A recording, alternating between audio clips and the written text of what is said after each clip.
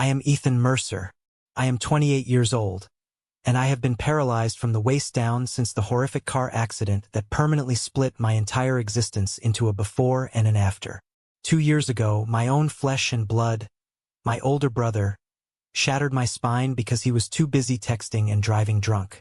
But destroying my physical body simply was not enough for him. At his lavish six-figure engagement party, while I was sitting quietly in my wheelchair just trying to support him, he looked at me with absolute, unfiltered disgust. He locked the wheels of my chair, looked me dead in the eye, and violently dragged me onto the floor in front of 80 wealthy guests. I lay there bleeding from shattered glass while my father looked down at me and called me the family's biggest failure. They laughed. They pointed. They told the horrified crowd I was faking my paralysis for sympathy. But there was one massive, life-altering thing my toxic family did not know. They had no idea that I was no longer the helpless, broke, disabled burden they thought I was. They didn't know about the multimillion-dollar tech software contract I had just signed in secret, and they certainly didn't know that an observant doctor in that very room had already called 911. Within 15 minutes, 5 police officers walked through those heavy oak venue doors, and the entire party froze. My brother went from a bragging, arrogant corporate executive to a sniveling criminal begging for his life on the floor. Before I tell you exactly how I dismantled my abusive family and took back my life, hit that like button if you believe that karma always comes to collect its debts. And please, let me know where you are watching from in the comments below. Your support means the world to me. Now, let's go back to the exact moment the floor literally dropped out from under me. I hit the floor hard. The impact was deafening. My head struck the sharp, unyielding edge of the low acrylic photo platform, and shattered glass from a dropped tray of expensive champagne flutes sliced deep into the palm of my right hand. The physical pain was a hot, sudden flash of white light exploding behind my eyes. My lower body, the legs I had not felt in 2 long years, lay twisted at a bizarre, unnatural angle on the polished stone floor. It was an angle I could see with my own 2 eyes but could not feel, which somehow made the nightmare infinitely more terrifying. For a few agonizing, suspended seconds, nobody moved. The soft jazz music playing from the live band in the corner abruptly stopped. The hired photographer, a guy who had been snapping away just seconds before, slowly lowered his expensive camera, his mouth hanging open in shock. I was lying there in a cream button-down shirt and a tailored suit jacket, bleeding bright red blood onto the pristine, imported stone floor of the Skyline Glass Hall, a luxury rooftop event space in downtown Charlotte that cost more to rent for one night than most people make in a year. I looked up, trying to blink away the dark spots dancing in my vision. My brother, Julian Mercer, stood towering above me like a conqueror. His chest was heaving up and down, his face flushed a deep, angry red with adrenaline and rage. For one impossible, fleeting second, my naive heart actually thought he might realize the absolute gravity of what he had just done. I thought I might see a flash of brotherly panic, a moment of realization that he had just assaulted a disabled man. Instead, Julian looked down at the blood pooling around my hand, looked at the horrified guests staring at us in dead silence, and he sneered. "Look what you made me do," Julian hissed, his voice vibrating with venom, echoing in the dead silent room. "You ruined my engagement photos. You always ruin everything." That exact moment, lying in a puddle of my own blood and spilled champagne, was the turning point of my entire existence. That was the exact second I stopped feeling embarrassed about my wheelchair and my broken body. Embarrassment is a heavy, suffocating blanket that belongs to people who still think they owe the room an apology. I was bleeding profusely because my own brother had physically assaulted me, and my parents, standing just 3 feet away, cared more about a damaged aesthetic photograph than my actual life. My mother, Eleanor, gasped loudly, pressing her perfectly manicured hand to her chest, but she did not rush forward. She didn't drop to her knees to check my pulse or use her expensive silk scarf to stop the bleeding. She just looked away, her face contorted in sheer disgust, terrified of the social scandal unfolding in front of her country club friends. My father, Richard, A man who built his entire identity around his reputation, his high-ranking corporate salary, and his golf handicap, crossed his arms over his chest. He looked at my broken body on the floor like I was a piece of rotting garbage that had blown in from the street and ruined his lawn. "Get up, Ethan. Stop making a spectacle of yourself." My father barked, his voice laced with pure contempt. I gripped the cold stone floor with my good hand. The room was spinning violently. Guests were whispering behind their hands. Some of the younger attendees were subtly pulling out their phones, the glowing screens capturing my ultimate humiliation. But how did I end up here? How did a son, a brother, become a literal stain on his own family's pristine, carefully curated image? How did the people who were supposed to protect me become the very monsters I needed protection from? To truly understand why my brother felt utterly entitled to assault me in front of dozens of important people, and why my parents allowed it to happen without batting an eye, you have to know about the night my legs were violently taken from me. You have to know the sick, twisted, criminal secret my family buried under a mountain of lies to protect their precious golden child's future. I thought the worst day of my life was the day I woke up and realized I would never walk again. I was so incredibly, tragically wrong. The worst day was the day I realized my family wished I had died in that car instead. 2 years before the engagement party from hell, I actually had a normal, thriving life. I was 26 years old, working a solid job in IT, putting money into my 401k, saving up for my own piece of real estate, and living completely independently in a small but comfortable apartment. Julian was 31 back then, and he was already ruthlessly climbing the corporate ladder as a project development director for a massive, global luxury hotel group. Julian was the undisputed golden boy of the Mercer family. He was conventionally handsome, fiercely ambitious, and fiercely protected by my parents. He was the son who brought home the massive salary, the son who dated models, the son who would eventually secure their legacy, manage their inheritance, and ensure their retirement was spent on cruise ships rather than in a nursing home. I was just the quiet younger brother who fixed their computers and blended into the background. It was a cold, miserable Friday night in November. Julian's hotel company had just closed a massive real estate deal, and he had spent the entire evening at a high-end downtown bar celebrating with his coworkers. I was the designated driver. I was always the designated driver when Julian wanted to party, because God forbid the golden boy pay for a cab. When it was time to leave, Julian was heavily intoxicated. He could barely string a sentence together. He had been arguing aggressively over text with his closest friend and coworker, a guy named Derek. Derek was the ultimate manipulator, a toxic, snake-like guy who loved stirring the pot and watching people burn for his own amusement. Derek had sent Julian a message mocking him about a missed promotion, and Julian was seeing absolute red. I practically begged Julian to let me drive his car. I held my hand out for the keys, trying to reason with a drunk man. He laughed right in my face, shoved his shoulder hard into my chest, snatched the keys, and forced me into the passenger seat. "I'm fine, Ethan," he slurred, slamming the heavy car door.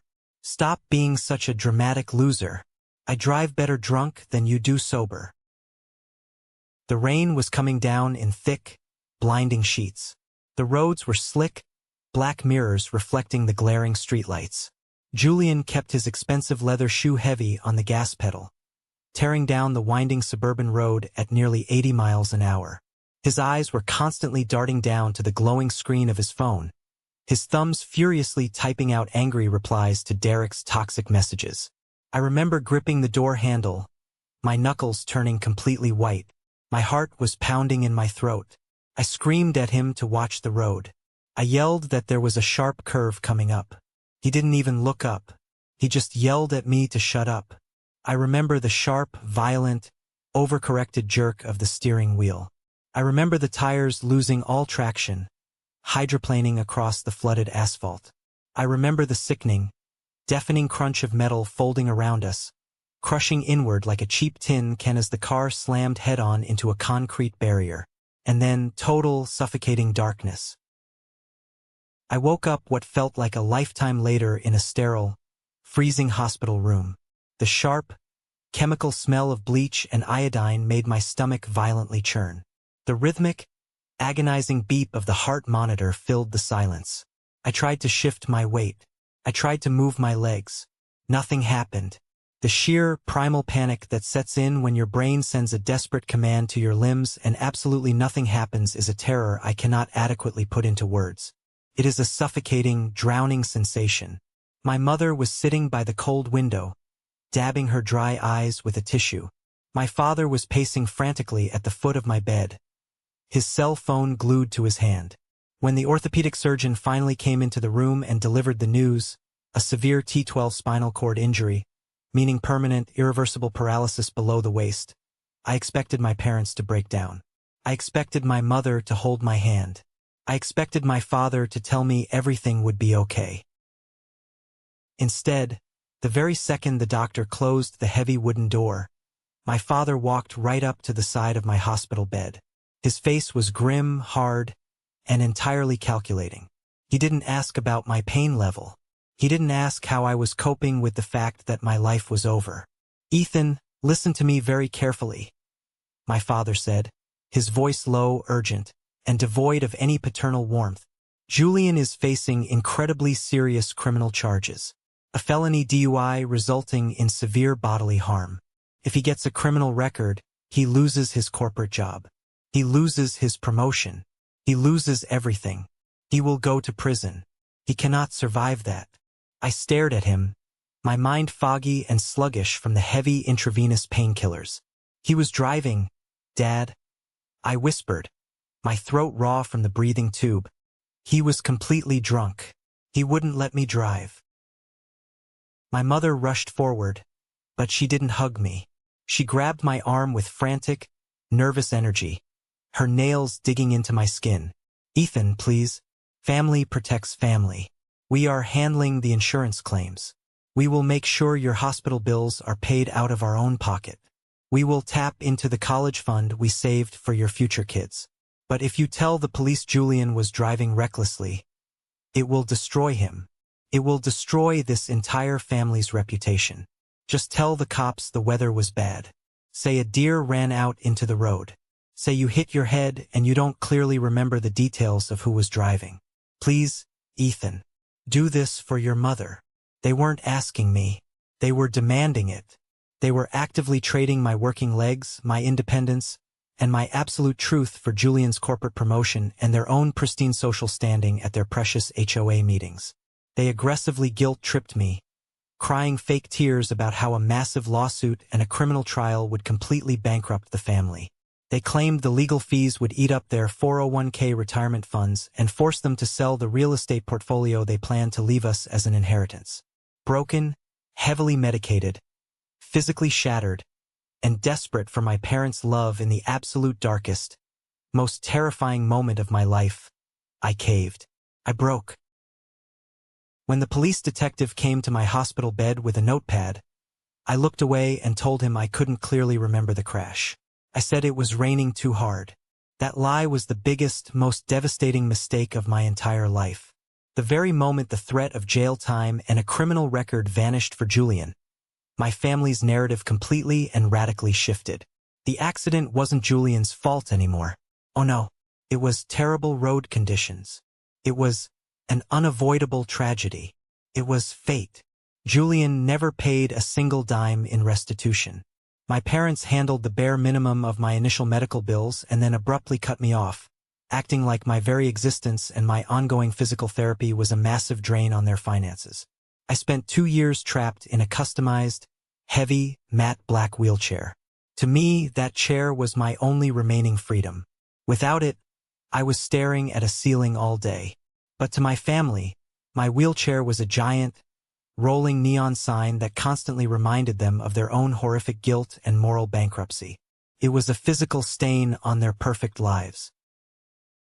I became an invisible, unwanted ghost in my own family's home. When they hosted their fancy Thanksgiving dinners or neighborhood cocktail parties, I was conveniently and quietly asked to stay in my bedroom so I wouldn't depress the wealthy guests. Julian treated me like an annoying, pathetic charity case. He would look down at me like I was a loser who just didn't try hard enough to get better. But I didn't just sit in my room and cry. I used the silence. I used the brutal isolation. Over those 2 agonizing years, I taught myself advanced coding, artificial intelligence algorithms, and complex software architecture. I started developing specialized accessibility software designed to help severely disabled individuals navigate complex digital platforms and corporate interfaces. I built an entire tech company from my laptop, working late into the night until my eyes burned. Nobody in my family knew. They thought I was just sitting in my room playing video games and living off my meager government disability checks. They didn't know I was quietly negotiating massive, multi-million-dollar licensing deals with major global tech firms. They didn't know I had hired a ruthless corporate lawyer named Evelyn Vance to manage my contracts. Then came the embossed, gold foil invitation to Julian's engagement party. He was marrying Sophia Whitmore, a beautiful, intelligent woman from a very wealthy, old-money family. My parents made it abundantly clear they didn't want me to go. They hinted heavily that the venue wasn't accessible enough, and that I would just be uncomfortable. But I decided to go anyway. Part of me, some stupid, broken, hopeful part of my inner child, still desperately wanted to believe there was a loving family waiting for me behind all the cold smiles, forced holiday photos, and whispered insults. I brushed my hair, put on a sharp, tailored suit that hid the atrophy in my legs, and wheeled myself straight into the lion's den. I told myself I was strong enough. I told myself I could survive one single evening in a room full of superficial people who would look at my wheelchair with pity before they ever bothered to look at my face. I had absolutely no idea I was rolling straight into a meticulously planned trap designed to break me once and for all. The venue was absolutely breathtaking, but it was designed specifically to make you feel incredibly inferior if your bank account didn't have enough zeros. Skyline Glass Hall had towering, 30-foot glass walls, polished, imported marble floors, and a sweeping panoramic view of the glittering city skyline. There were hundreds of rare white orchids hanging from expensive gold architectural frames, and hundreds of champagne-colored pillar candles lining every single table. It looked exactly like a centerfold spread in a high-end luxury bridal magazine. It looked expensive enough to make basic human kindness feel completely out of place. The strict dress code for the evening was white, gold, and champagne. I had tried my absolute best to blend into their perfect aesthetic. I wore a crisp cream dress shirt, a tailored beige suit jacket, and I even went out of my way to wrap a subtle, expensive gold silk scarf around the sidebars of my chair to match the theme. But my chair was matte black, heavy-duty metal. It was industrial, it was loud, and it was undeniably real. Couldn't be disguised by a piece of silk. The very moment I pushed open the heavy double doors and rolled into the grand hall, the entire atmosphere of the room shifted. You could feel the drop in temperature. Conversations paused mid-sentence. Eyes darted toward my wheels, lingering on my useless legs, and then quickly darted away in feigned politeness. I saw my parents standing near the massive, fully stocked open bar. My father, Richard, stood tall and rigid in his custom tuxedo, holding a tumbler of scotch, acting like the whole room owed him a military salute. My mother, Eleanor, was wearing a gown that cost more than my first car. She was currently the chair of several local charity committees, ironically championing causes like community inclusion and severe disability awareness. She loved posing for the local newspaper photographers, holding oversized charity checks and smiling benevolently. But when her own paralyzed son rolled into her perfect, curated party, her smile instantly evaporated. Her jaw tightened so hard I thought it might snap. She looked at me like I had tracked dog feces onto a priceless white Persian rug. Julian spotted me next. He was standing in a circle with a group of major investors and high-ranking executives from his hotel group. His eyes dropped to my wheels, and a look of absolute, unadulterated disgust crossed his face. He quickly excused himself from the executives, his face a mask of barely contained fury, and marched aggressively over to me. He didn't hug me. He didn't shake my hand. He didn't ask how I was doing or if I needed help finding a table. He leaned in, kissed the empty air near my cheeks strictly for the benefit of the watching onlookers, and whispered right into my ear, "Ethan, you actually made it," Julian said. It wasn't a greeting. It was a threat. It was an accusation. "Congratulations on the engagement, Julian," I said, looking up at him, trying to keep my voice completely steady. I really, truly wanted to mean it. I wanted to be a good brother. He barely nodded, his eyes completely dead. He quickly glanced nervously toward the massive, expensive rose wall set up for the professional photos, where his and Sophia's initials were glowing in soft, romantic neon light. "Listen to me," Julian whispered sharply. "Just try not to park yourself in every single picture tonight, okay? Sophia has been stressed enough planning this without having to worry about tripping over your wheels. Keep a low profile." Before I could even process the cruelty of his words, Derek, Julian's toxic shadow and the man who essentially egged Julian on to drive drunk that fateful night, sauntered over. Derek was swirling a glass of expensive scotch, an arrogant smirk plastered across his face. "Well, well, well. Look who it is," Derek sneered, looking down at me. "Hey there, Wheels. Surprised you braved the traffic. Didn't think you had it in you to leave the house." I completely ignored Derek. I gripped my wheels and moved my chair toward the far side of the massive room, parking myself near a large structural pillar where I wouldn't block anyone's path. I had spent 2 long, humiliating years learning exactly how to make myself physically smaller for other people's comfort. I was constantly calculating emergency exits, the thickness of rugs, the placement of table legs, and watching out for drunk people stepping backward without looking. But apparently, even hiding in the dark shadows near a concrete pillar, my very existence was ruining their precious aesthetic. My mother strutted over, the heels of her designer shoes clicking sharply against the marble. She was holding a crystal champagne flute. She leaned down, keeping a wide, terrifyingly fake smile plastered on her face for the benefit of the guests watching us, and spoke through tightly clenched teeth. "Ethan, darling," she said, her voice dripping with venom. "Could you do me a huge favor and move much farther away from the main seating area? The professional photographer is trying to get wide background shots, and your equipment is highly distracting in the frame." I looked at my own mother, my chest tightening with a familiar, suffocating pain. "Where exactly do you want me to go, Mom? I'm already in the corner." Her eyes flicked nervously toward a dark, narrow hallway near the public restrooms. "Just somewhere less central, sweetie. Go wait by the coat check. This is Julian's big night. Don't ruin it." My father joined her a second later, and he didn't even bother keeping his voice down or faking a smile. "Ethan, why does every single family event always have to become a pity party about you?"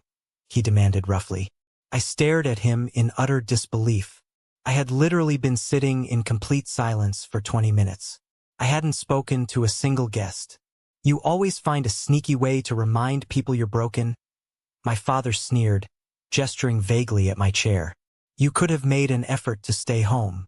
Your brother is trying to build a massive corporate future tonight. His CEO is here. Do not make this weird." I gripped the rubber rims of my wheels so hard my palms physically ached. I wanted to scream.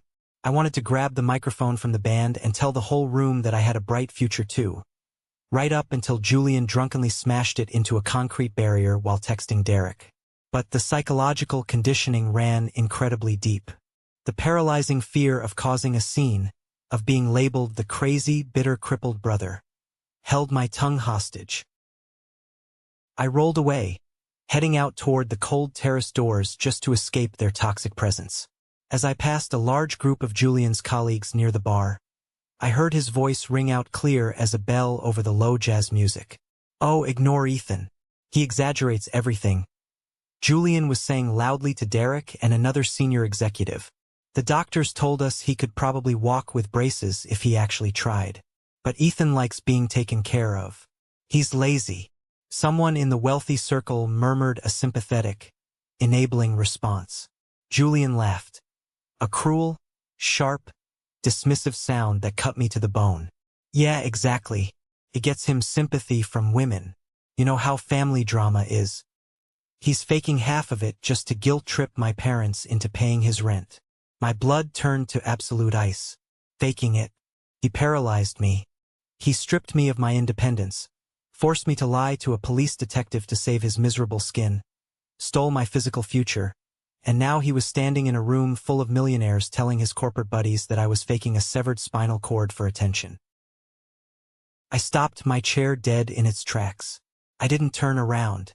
If I reacted, I was the unstable, emotional, jealous brother. If I stayed silent, I looked guilty. Either way, Julian controlled the entire narrative. But I wasn't the only one who heard his vile lies. A woman standing near the extravagant dessert table slowly turned her head. She was wearing a sharp, tailored navy blue dress, and she had an air of absolute, unshakable authority. I didn't know her name yet, but I would soon learn she was Dr. Maya Lin, a top-tier trauma surgeon. She locked eyes with me across the room. She didn't look at me with pity. She looked at me with deep, calculating, professional concern. Just as I was about to wheel myself out onto the freezing balcony to get some air and escape the nightmare, the overly enthusiastic event coordinator tapped a microphone. "Ladies and gentlemen, we are going to do formal family photos at the Rose Wall now. Immediate Mercer family, please step forward to the platform." I felt a sickening, heavy knot form deep in my stomach. The storm wasn't just coming. It was already here, and there was absolutely nowhere left to hide. The designated photo area was staged like a high-budget Hollywood movie set. There was a low, incredibly slippery acrylic platform sitting right in front of the massive glowing rose wall. Right in the dead center were two ornate, velvet-cushioned gold lounge chairs specifically reserved for Julian and Sophia. Surrounding them were smaller, extremely narrow, backless decorative stools for the immediate family members. Any person who uses a wheelchair or anyone with a basic understanding of human anatomy knows the severe problem instantly just by looking at that setup. Those decorative chairs were visually stunning for a magazine, but they were flimsy, incredibly narrow, and insanely unsafe for someone with a severe spinal cord injury. Because my permanent injury is completely severed at the T12 level, I have absolutely zero core stability or muscle control below my waist. I cannot feel my legs, I cannot flex my glutes, and most importantly, I cannot brace myself or catch my balance if my torso starts to tip over. Transferring from a wheelchair onto a stable, standard height, backed medical surface takes time, proper grips, and careful maneuvering. Being forced to physically drag my dead weight onto a slick, backless prop chair sitting on a raised, polished plastic platform in front of 80 staring, judgmental people was an absolute recipe for a catastrophic physical injury. I rolled up to the very edge of the acrylic platform and stopped my chair, locking my own brakes for stability. Sophia, looking incredibly stressed in her stunning champagne silk dress, gave me a small, tight, incredibly nervous smile. I could tell she was completely on edge, finally starting to sense the deeply toxic, abusive undercurrents of the Mercer family dynamic. Julian stepped right off the platform, walked right up to my wheelchair, and crouched down. He slapped a fake, gentle, loving brotherly smile on his face for the cameras flashing in the background. But his eyes were completely dead, cold, and utterly merciless. His voice was a menacing, guttural whisper pushed through tightly gritted teeth. "The photographer is ready, Ethan," Julian hissed, his breath smelling of expensive scotch. "Get out of the damn chair and sit on the gold stool for 2 minutes. Don't make me ask twice." I kept my voice very low, desperately trying to reason with him and prevent a scene. "Julian, please listen to me. I cannot sit there safely. The chair is too narrow and it has no back support. My wheelchair is perfectly fine. It's black, it blends in. Just put me on the far end of the group shot if you want me out of the center." He let out a sharp, incredibly patronizing laugh. "You always have a pathetic excuse, don't you?" The wealthy guest standing in the front rows chuckled politely, entirely mistaking the interaction for lighthearted, competitive sibling banter. My mother stepped up onto the platform, nervously adjusting the floral arrangements on the wall that absolutely did not need adjusting, refusing to look at me. My father aggressively folded his arms across his chest, glaring literal daggers at me. "I'm not refusing to be difficult, Julian," I pleaded, feeling the cold sweat violently prickle on the back of my neck. I physically need back support. If I lose my core balance on that slick plastic platform, I will fall hard. Julian abruptly stood up straight. He dropped the fake, loving smile. He raised his voice just loud enough so the first 3 rows of important guests, including his boss, could clearly hear every word he said. Isn't it absolutely amazing, folks, how my brother's injury mysteriously flares up exactly when the attention moves away from him and onto someone else? Julian announced loudly, spreading his arms wide in mock disbelief. A few people in the crowd awkwardly laughed. Derek, standing near the front, let out a loud, obnoxious snort. My face burned with absolute, soul-crushing humiliation. I looked desperately at my father, begging him silently with my eyes to step in, to be a parent, to show 1 single ounce of human decency. He gave me nothing. Just try to be normal for once, Ethan. Stop embarrassing us in front of my colleagues. My father commanded, his voice echoing in the hall. My mother leaned in, her heavy designer perfume literally suffocating me. Please, Ethan, stop this right now. Don't make a scene. Don't make a scene. That was it. That was the phrase that broke the camel's back. That was the Mercer family motto used to silence me for years. Don't make a scene when Julian stole my savings. Don't make a scene when Julian drove drunk and destroyed my body. Don't make a scene when I woke up paralyzed and they forced me to commit perjury to protect a violent criminal. I looked at the impossibly narrow gold chair. I looked at Julian's smug, arrogant, highly punchable face. I looked at my parents, who would gladly watch me crawl on the floor if it meant they got a nice picture for their mantelpiece. And for the very first time in 2 long, agonizing years, the dormant, suppressed fire inside my chest violently ignited. I gripped the cold metal rims of my wheels. I squared my shoulders, sitting as tall as my broken spine would allow, and I looked my abusive brother dead in the eye. No, it wasn't a shout. It wasn't hysterical. It was quiet, firm, cold, and absolute. Julian's jaw clenched so intensely I thought his teeth would shatter into powder. He stepped dangerously close to me, his large body completely blocking my view of the crowd, casting a dark shadow over me. You think you can humiliate me in front of my CEO? In front of my entire company? He whispered, his breath hot and toxic on my face. You think this is your stage, you pathetic cripple? I just want to stay in my chair, Julian, I said firmly, not breaking eye contact. Something deep behind Julian's eyes completely snapped. The corporate mask fell off, revealing the monster underneath. Without breaking eye contact, his right hand dropped down to the side of my wheelchair. Click. He violently slammed the brake down on my right wheel. Then his left hand moved swiftly across my lap. Click. He locked my left wheel. My chair was completely immobilized. I was trapped. Out of the corner of my eye, I saw sudden movement.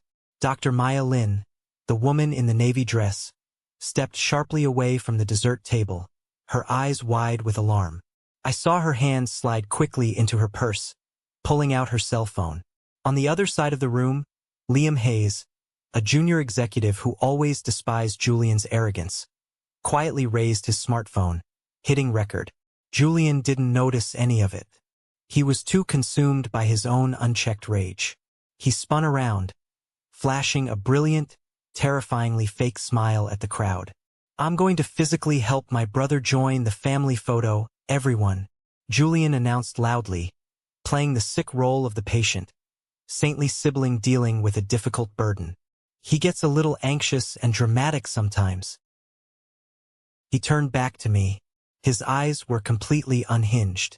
My heart hammered violently against my ribs like a trapped bird. Julian, don't touch me, I warned, my voice trembling with genuine, primal fear. The grand room went dead quiet. You could hear a pin drop on the marble floor. Sophia stepped forward, her face completely pale. Julian, she said softly, stop, leave him alone.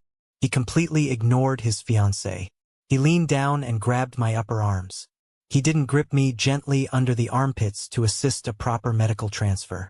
He dug his thick fingers into my biceps like I was a piece of heavy, inanimate luggage. I dug my own fingers desperately into my armrests, my knuckles turning white. "Stop! Julian! Stop! I can't balance!" I yelled, my voice cracking. Julian leaned, his face mere inches from mine. "Quit faking it for sympathy," he hissed. And then, with all of his adrenaline-fueled strength, my brother violently yanked me forward. Everything happened in devastating, agonizing slow motion. My body lurched violently out of the chair before I could raise my hands to protect my face. My useless legs twisted beneath me, heavy and dead, catching on the footrests. I reached frantically for the wheel, the acrylic platform, the empty air, anything to stop the violent forward momentum. But his grip jerked me sideways and upward. For one terrifying, suspended second, I hung in the air between my locked wheelchair and the hard, unforgiving stone floor, knowing exactly what was coming and utterly powerless to stop it. And then, he let go. I hit the sharp edge of the acrylic platform first, and the sound of my skull making bone-jarring impact echoed over the sudden, terrified silence of the room. A massive, heavy tray of expensive champagne flutes crashed down right beside me with the sound of a small explosion. Crystal shards flew in every direction, and my right hand, the one I had braced myself with, landed squarely in the center of the broken glass. The pain was immediate, sharp, and blinding. Bright red blood began to pool on the pristine, polished stone floor, spreading quickly like a horrific ink blot. My shoulders slammed into the hard floor with a sickening, heavy thud, and my lower body, dead, heavy, and completely beyond my control, twisted awkwardly on top of my own trapped, lifeless legs. For one impossible, agonizing second, I looked up at my brother Julian. His chest was heaving with exertion. His face was a mask of unbridled, ugly rage. He looked down at the broken glass. He looked at my bloodied hand, and he looked at the 80 wealthy guests who were staring at him in sheer, unadulterated horror. He didn't see a brother he had just assaulted. He saw an inconvenience. "Look what you made me do," Julian hissed, adjusting his tuxedo jacket with trembling, angry fingers. "You ruined my engagement photos. You are absolutely unbelievable, Ethan. Why do you always have to be this way?" He actually expected me to apologize. He genuinely expected me to drag my bleeding, broken body out of the frame so he could continue his perfect evening and smile for the high-end photographer. But before my father could step forward to berate me and force me to hide the injury, a woman's voice sliced through the heavy tension like a razor blade. "Nobody touch him. Do not move him." It was the woman in the navy dress. Dr. Maya Lin pushed her way through the paralyzed socialites and dropped to her knees right into the spilled champagne and jagged glass. She didn't care one bit about ruining her designer dress or the potential risk to her own safety. She placed one firm, steady hand near my shoulder and the other gently beside my head, physically blocking my mother, who had finally decided to take half a step forward but clearly intended to lecture me rather than help. "I am a trauma physician," Dr. Lin announced, her voice commanding and absolute. "He has a known spinal cord injury. If any of you try to move him to save face, you could sever what is left of his cord. Step back. Now." She leaned down, locking eyes with me, shielding me from the vultures surrounding us. "Ethan, can you hear me? Do not try to nod. Just blink. You are not alone." I blinked, tears stinging my eyes. My vision was blurry from the shock and the blood loss, but her presence was a literal anchor. Julian scoffed loudly, pacing back and forth like a caged animal who had just realized the trap he was in. "Oh, please. She's overreacting. He's fine. He does this all the time for attention. He literally just slipped because he refused to sit properly." Dr. Lin slowly turned her head and looked up at my brother. The absolute disgust in her eyes could have frozen boiling water. "I saw you lock his wheels before you laid your hands on him," she said, her voice turning to pure ice. "I saw you grab his upper arms. I heard him tell you not to touch him. That was not a slip. That was a violent, premeditated assault. And I have already called 911. A collective murmur of shock rippled through the guests. Julian's arrogant, untouchable smirk finally faltered for the very first time in his life. He looked over at his fiancée, Sophia, who was staring at him like he was an actual monster from a horror movie. "Babe," Julian said, holding his hands up defensively, his voice cracking. "Tell them I was just helping him. You saw it. He's dramatic." Sophia took a slow, deliberate step backward, putting distance between them. She slipped her massive diamond engagement ring off her finger and held it tight in her palm, looking at the stone as if it were contaminated. "I don't even know who you are," she whispered. My father, terrified of the impending social scandal and the loss of his corporate connections, finally marched forward. "Ma'am, I am Richard Mercer. I worked closely with law enforcement for years. This is a private family matter. You are making wild accusations you do not understand. My son was simply assisting his disabled brother." Dr. Lin stood up, wiping my blood off her hands with a linen napkin. A disabled man is bleeding on the floor after being violently ripped from his mobility device. That is not a family matter, Mr. Mercer. That is a felony assault. Before my father could threaten her with a lawsuit, Liam Hayes, one of Julian's junior executives, stepped right into the center of the chaos. His face was pale, but his hands were steady. He held up his smartphone. "I have the whole thing on video," Liam said loudly. "I started recording when Julian locked the wheels. I thought he was just going to move the chair out of spite. I didn't think he would actually rip him out of it. I've got every second of it. Every threat. Every violent motion." Julian completely panicked. He lunged toward Liam, his dignity vanishing. "Give me that phone, Liam. You are misunderstanding what you saw." "Step back, Julian," Liam warned, holding the phone out of his reach.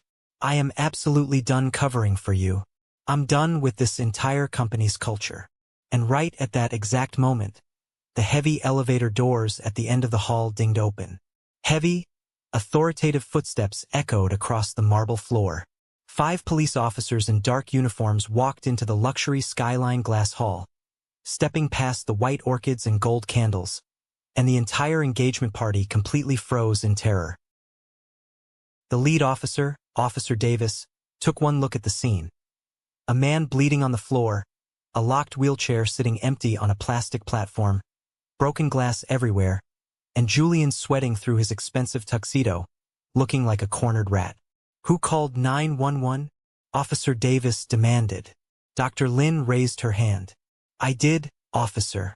I witnessed a physical assault and requested a medical response for a spinal cord trauma patient." Julian lost his mind. "Assault? Are you insane? He is my brother. This is my engagement party. I am a senior corporate director. You cannot do this here." My father tried to physically step between the officers and Julian. "Officer Davis, I assure you, this is a massive overreaction. My daughter-in-law is stressed. My son was trying to be helpful, and my youngest son here is highly emotional. We can handle this internally." Officer Davis didn't even blink. He pointed a finger at my father's chest. "Sir, step back right now, or you will be placed in handcuffs for obstructing a criminal investigation. Do you understand me? Or do you want to join your son in the back of the squad car?" It was the very first time in my entire 28 years of life that I had ever seen my father obey another man. He stepped back, his face completely pale. Paramedics rushed in behind the officers, bringing a metal stretcher. For the first time that entire night, my broken, shivering body was handled with actual medical respect and care. While the paramedics wrapped my bleeding hand and secured my neck, Officer Davis watched Liam's video on his phone. I couldn't see the screen from the stretcher, but I heard the audio playback. I heard Julian's voice say, "Quit faking it for sympathy," followed by the violent crash. Officer Davis handed the phone back to Liam and walked straight up to Julian. "Sir, turn around and place your hands behind your back." "You have got to be kidding me." Julian laughed, a desperate, hysterical sound. He looked around the room, making eye contact with his boss, the CEO of the hotel group Winston Thorne.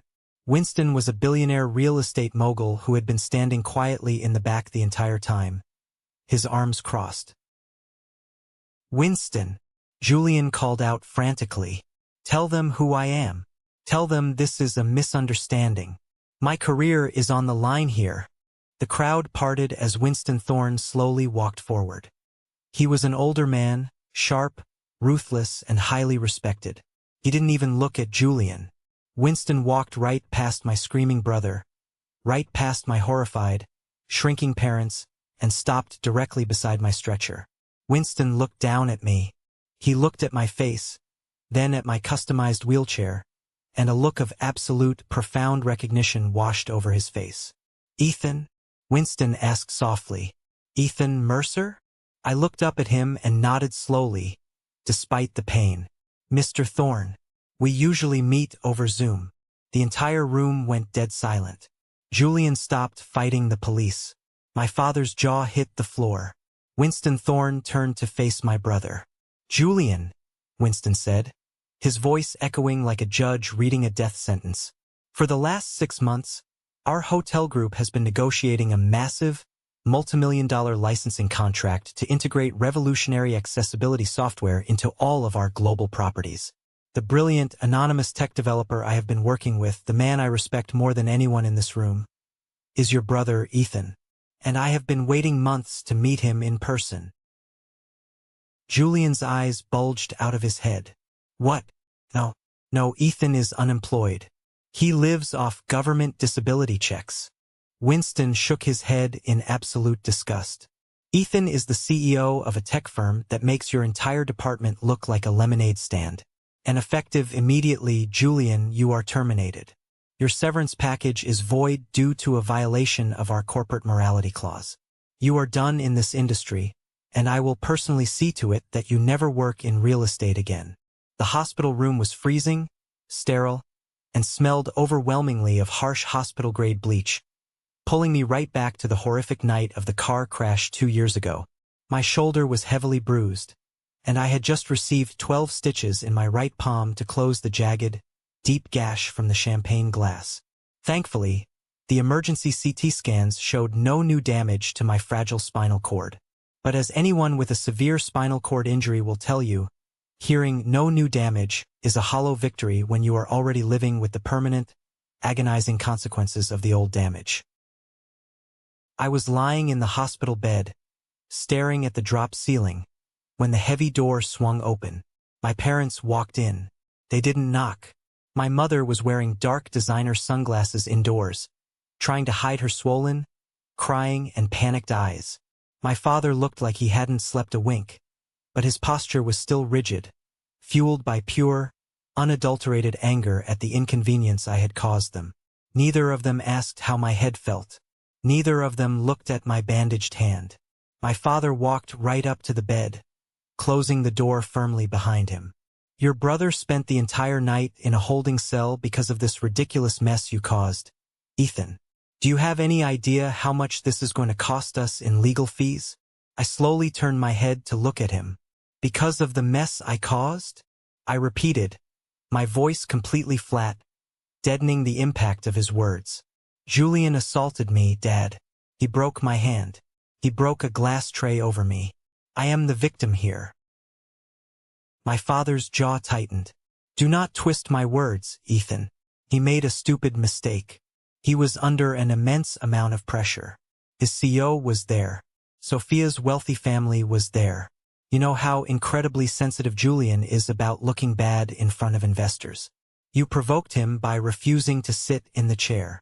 My mother sat down in the plastic, uncomfortable visitor's chair and reached out to touch my arm. I flinched and pulled my arm away.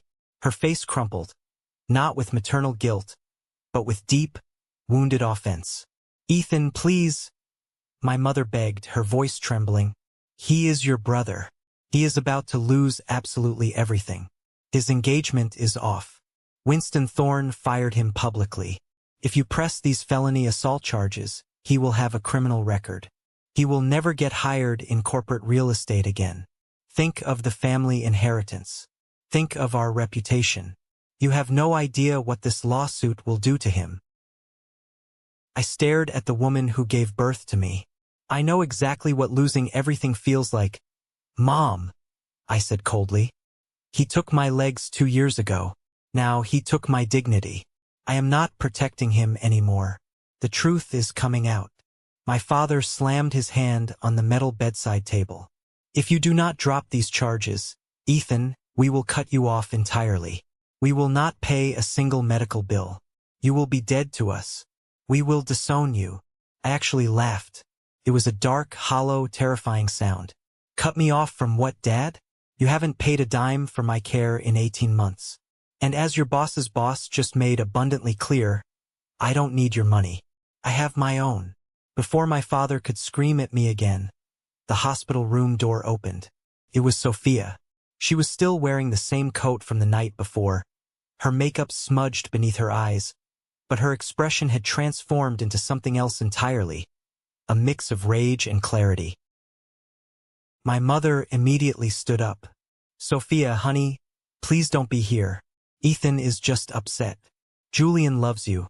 This is all a huge misunderstanding.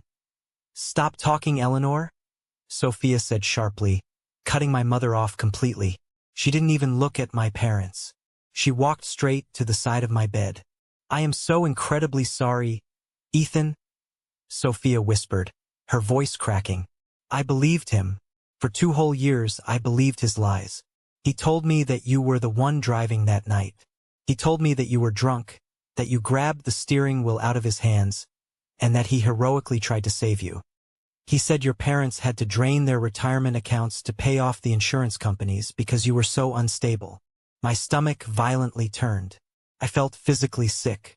Even after everything Julian had done, even knowing how evil he was, I had absolutely no idea his lies ran that deep. He hadn't just blamed the weather. He had actually blamed me for my own paralysis. Sophia reached into her designer purse and pulled out a small silver USB drive. She placed it gently on my tray table. When the police arrested him last night, he begged me to go to his apartment and clear out his home office before the cops got a search warrant, Sophia explained, her voice hardening. He wanted me to destroy his old laptop. Instead, I backed up every single file. I found the old text messages. I found the messages between him and Derek from the exact night of your crash. Derek was taunting him, telling him to drive faster. Julian replied that he was completely wasted but didn't care. I also found the blackmail emails. Derek has been extorting Julian for thousands of dollars every month to keep his mouth shut about who was really driving the car that paralyzed you. The silence in the hospital room was deafening. The twist was completely exposed. My parents were frozen, their faces draining of all color. The golden child wasn't just a drunk driver. He was being blackmailed, bleeding the family finances dry to cover up a violent, life-altering crime. Sophia, you cannot give him that, my father stammered, stepping forward. That is stolen property. That is Julian's private data. It's evidence of a cover-up and criminal extortion. A new, sharp voice rang out from the doorway. We all turned to see a tall woman in a sharp gray suit walk into the room, carrying a thick leather briefcase. This was Evelyn Vance, my corporate attorney, and one of the most ruthless litigators in the state. I had called her the second the paramedics put me in the ambulance. Ethan Mercer is my client, Evelyn said, stepping between my father and my bed, her presence completely eclipsing his. And if you two do not leave this hospital room immediately, I will have hospital security drag you out, and I will personally file a formal restraining order against both of you for witness tampering and harassment. My father tried to puff out his chest, but Evelyn didn't even blink. She stared him down with the cold, dead eyes of a shark smelling blood in the water. Defeated, humiliated, and utterly terrified of the legal consequences, my parents finally backed down. They practically ran out of the room, leaving the heavy door to swing shut behind them. Evelyn picked up the USB drive Sophia had placed on the table. She looked at me, a dangerous, victorious smile playing on her lips. Well, Ethan, Evelyn said, opening her briefcase and pulling out a pristine legal pad. It looks like we aren't just filing a civil lawsuit for battery and emotional distress from the party. We are reopening the investigation into the original car crash. We are going after his assets, we are going after Derek, and we are going to expose everything until there is nothing left. I looked at my bandaged hand, and then I looked at the window, watching the morning sun rise over the city. For the first time in 2 years, I didn't feel like a victim hiding in a wheelchair. I felt like a man holding a loaded weapon, and I was ready to pull the trigger. "Burn it all down, Evelyn," I said. "Take everything." The fallout was spectacular, swift, and entirely merciless. In today's digital age, you cannot lock a disabled man in his wheelchair, drag him across a stage, and expect it to stay a secret. Liam Hayes' video from the engagement party was leaked to a local news outlet, and within 48 hours, it went completely viral. It spread through private corporate group chats, local neighborhood Facebook pages, and massive gossip accounts that thrived on watching beautiful, wealthy people fall from grace. They blurred my face out of respect, but Julian's face was crystal clear. His cruel, mocking voice yelling, "Quit faking it for sympathy," became a national soundbite for entitlement and abuse. The luxury hotel group didn't just fire him. They released a scathing public statement completely distancing themselves from his actions, using cold corporate jargon to ensure he would be blacklisted from the commercial real estate industry for the rest of his natural life. Sophia didn't just cancel the wedding. She hired her family's incredibly expensive divorce lawyers to handle the separation of their shared assets. She had the engagement ring couriered back to Julian in a cheap cardboard box with no note. She completely scrubbed him from her life, leaving him to face the music entirely alone. When the police presented the evidence from Sophia's USB drive, the drunk texts, the extortion payments to Derek, the proof of the cover-up, Julian's high-priced defense attorney completely threw in the towel. The threat of a massive, highly publicized trial terrified Julian more than anything else. He couldn't handle the thought of his country club friends sitting in a gallery watching his entire life be dissected. So they begged Evelyn for a plea deal. I sat in my customized wheelchair in the back of the courtroom the day the deal was finalized. Julian was wearing a cheap, ill-fitting suit. He looked 10 years older. He had lost weight, and his arrogant swagger was completely gone. The judge forced him to stand up and verbally admit his guilt on the public record. Julian Mercer pleaded guilty to felony assault causing bodily injury for the incident at the party, and he confessed to reckless driving and filing a false police report for the car crash 2 years prior. The judge sentenced him to 90 days in the county jail, followed by 5 years of incredibly strict probation. He was mandated to complete intense anger management courses, perform 600 hours of community service specifically at a severe spinal cord injury rehabilitation center, and he was slapped with a permanent, ironclad no-contact order protecting me. But the criminal charges were just the appetizer. The civil lawsuit was the main course. Evelyn Vance completely dismantled my family's finances. Because Julian was technically broke now, having lost his corporate salary and his bonuses, the financial liability fell directly onto the people who had actively covered up his initial crime and funded his lifestyle. My parents. The civil settlement was finalized at a staggering $410,000. That money was specifically calculated to cover my past medical bills, my future specialized physical therapy, the cost of retrofitting a home for wheelchair accessibility, and severe emotional distress caused by years of their orchestrated lies. My parents had always prioritized their wealth and their image over my well-being. Now, to keep Julian out of state prison for a longer sentence, they had to pay the ultimate price. They were financially ruined. To come up with the massive settlement cash, my father had to sell his beloved, pristine vintage Porsche for significantly less than it was worth. They had to completely drain their 401k retirement accounts, taking massive tax penalties in the process. They had to sell their beautiful summer lake house, and they were forced to take out a massive second mortgage on their primary real estate. They lost their country club memberships. They stopped hosting their fancy HOA dinners because absolutely nobody in their elite social circle wanted to sit at a table and pretend they didn't know the Mercers had bankrupted themselves to protect an abusive criminal. The day the wire transfer cleared into my bank account, my parents cornered Evelyn outside the courthouse. My mother was sobbing hysterically, screaming that I was destroying the family, that they were going to have to work past retirement age, that I had taken everything from them. Evelyn just adjusted her glasses, looked at my weeping mother, and said, "You didn't lose your money because of Ethan. You lost your money because you bet all your chips on a toxic, abusive horse. Have a nice day." Julian lost his freedom, his career, and his fiancée. My parents lost their wealth, their pristine reputation, and their comfortable retirement. They had sacrificed my legs to protect the golden child, and in the end, the golden child burned their entire empire to the ground anyway. 18 months after the gavel fell, I woke up in a home where every single doorway belonged to me. I used the settlement money to buy a beautiful, modern, single-story property. I spent months working with architects to customize every square inch of it. The hallways were extra wide. The floors were smooth, polished hardwood with absolutely no rugs to catch my wheels.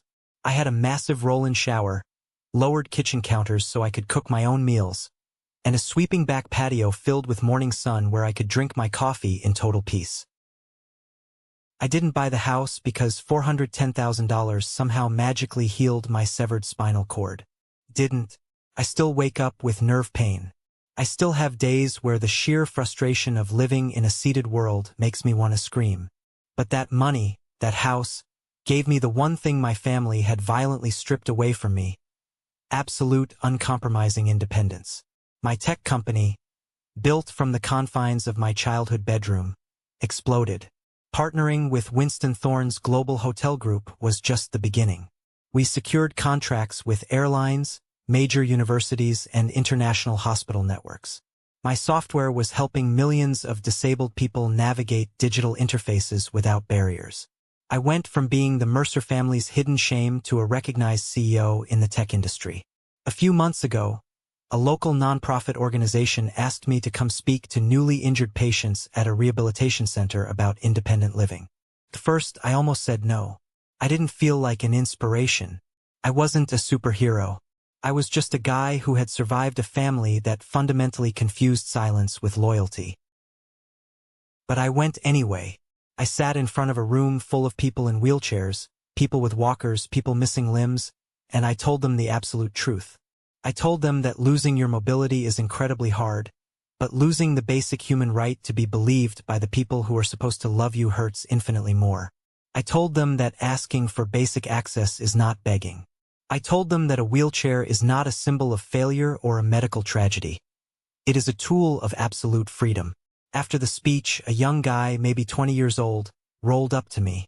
He looked at me with tears in his eyes and said, "I thought my life was completely over after my accident. Now, looking at you, I think maybe it's just different. Thank you." That single interaction stayed with me far longer than any apology my family could ever offer. Speaking of apologies, Julian did send one eventually. It arrived in a cheap, stamped envelope from the county jail just weeks before his 90-day sentence was up. It was 3 pages of cramped handwriting. He wrote that he was sorry for humiliating me at the party. He wrote that he was sorry for the car crash. He claimed that he hated my wheelchair because it was a constant, physical reminder of the monster he had become. He begged me to call him when he got out. I sat on my beautiful, sunlit patio, reading the letter. I didn't rip it up in a fit of rage. I didn't cry. I just felt a profound, overwhelming sense of emptiness. I mourned the brother I desperately wished he had been, and I mourned the protective parents I wished I had been born to. But I did not write him back. I did not call him. My parents kept sending messages through distant relatives and flying monkeys. "Your mother is heartbroken," they would text. "Your father's health is failing due to the stress. Julian is working night shifts at a warehouse now. He's really trying to change. Families make mistakes, Ethan. Please come home." Every single one of those messages carried the exact same hidden, toxic demand. Come back and make us feel innocent again. Come back so we don't have to feel guilty anymore. I completely blocked their numbers. I changed the locks. The greatest lesson I have learned on this horrific journey is incredibly simple, but it is one that many people spend a lifetime trying to understand. Blood is not a binding contract that requires you to stay in a room where you are being actively harmed. Respect is not an optional accessory just because someone shares your last name or your DNA. Love that demands your absolute silence to keep the peace is not love at all. It is control. Setting hard boundaries is not an act of cruelty. Boundaries are how wounded people stop the wound from becoming their entire identity. Boundaries are how you survive. Now, on quiet evenings, I sit in my customized home, entirely at peace. My phone buzzes with messages from my tech team, from Sophia, who surprisingly became a very good friend after the dust settled, and from people in my support groups sharing their victories. Justice wasn't Julian losing his corporate career. Justice wasn't my parents being forced to sell their lake house and their precious cars. True justice was waking up every single morning in a house where absolutely nobody called me a burden. Justice was choosing to surround myself with people who saw my wheelchair, but still looked me dead in the eyes. Justice was taking my absolute worst pain and turning it into a multi-million-dollar tool that could help someone else survive their darkest day. Sometimes, choosing yourself over your toxic family feels like a massive betrayal. But let me promise you this. It is the very first honest lesson in survival, self-respect, and absolute freedom. Thank you so much for listening to my story. I know it was heavy, but if you've made it this far, you know how important it is to bring these family secrets into the light. Have you ever faced something similar with your own family? Have you ever had to cut off the people who were supposed to protect you? Share your story in the comments below. This is a safe space, and your voice matters here. And please, don't forget to like this video and subscribe to the channel so you don't miss the next journey. Stay strong, protect your peace, and I'll see you in the next one.